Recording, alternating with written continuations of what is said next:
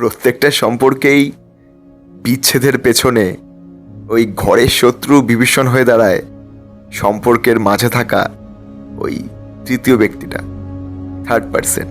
এবং তুমি লক্ষ্য করবে তোমার নিজের কিংবা তোমার বন্ধু বান্ধব, আত্মীয় স্বজন যে কেউ আছে, দেখবে ওই থার্ড পার্সনটার জন্যই তোমার আজকে সম্পর্কের ভাঙন ভাই।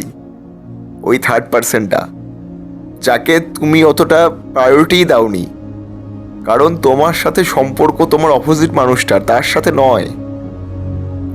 1:1 সম্পর্ক, 1:2 বা অন্য কিছু নয়।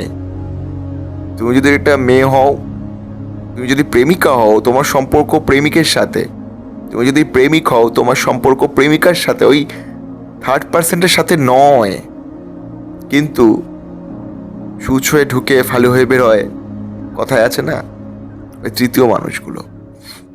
তাই প্রত্যেকটা সম্পর্কে যখন যাবে না, তোমার প্রেমিকের সাথে যে ক্লোজ বন্ধুগুলো আছে তাদের থেকে একটু সাবধান থাকবে, বা তোমার প্রেমিকার যে ক্লোজ বান্ধবীগুলো আছে তার থেকে একটু সাবধানে থাকবে। এবং একদম সম্পর্কের প্রথমেই তোমাদের আন্ডারস্ট্যান্ডিং লেভেলটা যেন ওই তৃতীয় ব্যক্তির জন্য না ভেঙে যায়, সেই পরিকল্পনা প্রথমে করে নেবে। সেই পরিকল্পনাটা প্রথমে করে নেবে। আজকে তুমি যদি একটা ছেলে হও, তুমি যদি তোমার অন্য কোনো বান্ধবীকে নিয়ে ঘুরতে যাও এবং সেটার জন্য যদি তোমার বর্তমান প্রেমিকা খেপে যায়, সেই আন্ডারস্ট্যান্ডিংটা কিন্তু তোমাকে আগেই তৈরি করতে হবে।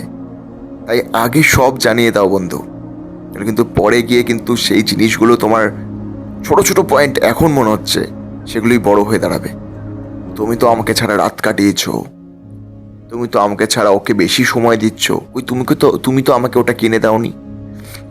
বা তুমি যদি একজন মেয়ে হও, উল্টো দিকটা। তাই বলছি যে একটা মেয়েরও যদি একটা বন্ধু থাকে, একটা ছেলের কাছ থেকেও অনেক কিছু হতে পারে। কই তুমি আমাকে না বলে চলে গেলে, তোমার এত ক্লোজ বন্ধু, তার সাথে তুমি ঘরের মধ্যে একসাথে কি করছিলে, নানা রকমের সন্দেহ। তাই বলছি বন্ধু, থার্ড পার্সনগুলোর থেকে একটু সাবধান হও। কারণ ওই যে বললাম, এখন মনে হবে যে কিছুই না, প্রেম ভালোবাসা, কিন্তু যত সম্পর্ক পুরনো হবে, থার্ড পার্সনের জন্য কিন্তু তোমার সম্পর্ক কাট হয়ে যেতে পারে। তাই একটু সাবধান। তোমাদের নিজেদের মধ্যে এই কথোপকথন, আন্ডারস্ট্যান্ডিং সব কিছু সম্পর্কের প্রথমেই করো, শেষে নয়।